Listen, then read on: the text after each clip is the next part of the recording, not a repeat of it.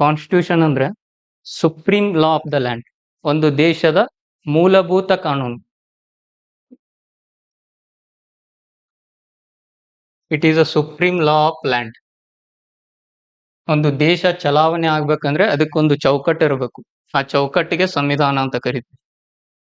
What is difference between constitution and ಲಾ? ಸಂವಿಧಾನ ಮತ್ತು ಕಾನೂನಕ್ಕೆ ಇರುವ ವ್ಯತ್ಯಾಸ ಏನು? ಸಂವಿಧಾನ ಅಂದ್ರೆ ಒಂದು ಚೌಕಟ್ಟು.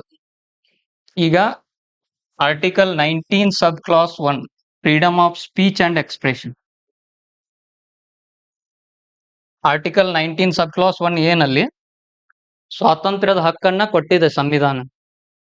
ಬಟ್ ಈ ಸ್ವಾತಂತ್ರ್ಯದ ಹಕ್ಕನ್ನ ಏನ್ ಕೊಟ್ಟಿದೆ, ಇದು ಸಂವಿಧಾನ ಇದ್ರ ಬಗ್ಗೆ ಮಾತ್ರ ಹೇಳುತ್ತೆ. ಲಾ ಏನ್ ಹೇಳುತ್ತಂದ್ರೆ ಸ್ವಾತಂತ್ರ್ಯದ ಹಕ್ಕನ್ನ ಯಾವ ತರ ಯೂಸ್ ಮಾಡಬೇಕು, ಯಾವಾಗ ನಾವು ಹೇಟ್ ಸ್ಪೀಚ್ ಅನ್ನ ಮಾಡಬಾರ್ದು, ದ್ವೇಷ ಭಾಷಣವನ್ನ ಯಾವಾಗ ಮಾಡಬಾರ್ದು, ಯಾವ ತರ ನಮ್ಮ ಫೀಲಿಂಗ್ಸ್ ಅನ್ನ ಎಕ್ಸ್ಪ್ರೆಷನ್ ಮಾಡಬೇಕು, ಅದನ್ನ ಲಾ ಹೇಳುತ್ತೆ. ಬಟ್ ಸಂವಿಧಾನ ಬ್ರಾಡ್ ಆಗಿ freedom of speech and expression ಮಾತನಾಡುವ ಹಕ್ಕನ್ನ ಕೊಟ್ಟಿದೆ.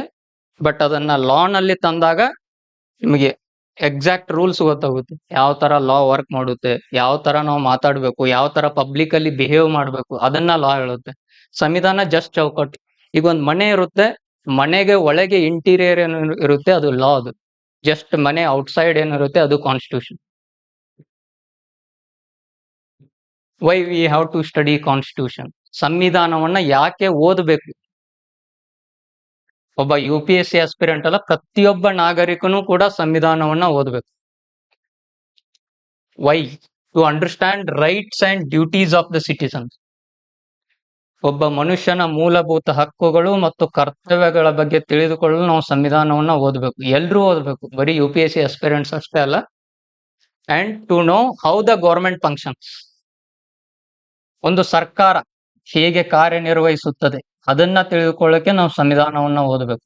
ಈಗ ಫಾರ್ ಎಕ್ಸಾಂಪಲ್ ಮೋದಿ ಗವರ್ಮೆಂಟ್ ಯಾವ ರೀತಿ ವರ್ಕ್ ಮಾಡ್ತಿದೆ, ಈಗ ಗವರ್ನರ್ ಇರ್ತಾರೆ, ಅವ್ರು ಯಾವ ರೀತಿ ತಮ್ಮ ಕಾರ್ಯವನ್ನ ನಿರ್ವಹಿಸ್ತಾರೆ, ಅದ್ರ ಬಗ್ಗೆ ತಿಳ್ಕೊಳ್ಳಲು ಸಂವಿಧಾನವನ್ನ ಓದಬೇಕು.